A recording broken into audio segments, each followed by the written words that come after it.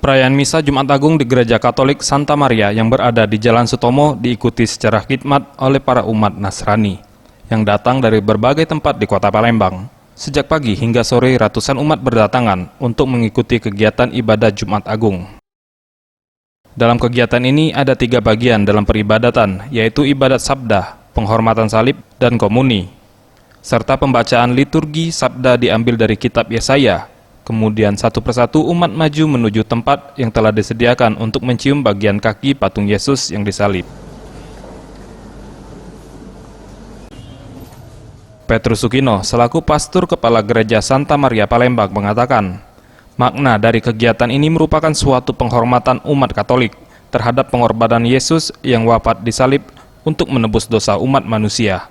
Selain itu juga, ia berharap agar umat manusia menyadari kasih Allah yang menderita, sengsara dan mati di kayu salib, dan menjadikan kasih Yesus menjadi dasar hidup, sehingga kasih dapat menular dalam keragaman berbangsa dan bernegara. Harapan kami bahwa kalau Tuhan itu sudah begitu mencintai kami manusia, maka kami juga diajak untuk mengasihi sesama, mengasihi semua orang. Itulah karena yang misteri yang kami rayakan tentang kasih Yesus yang mengasihi kami, maka sekarang bagaimana kami juga bisa mengasihi Tuhan, mengasihi sesama.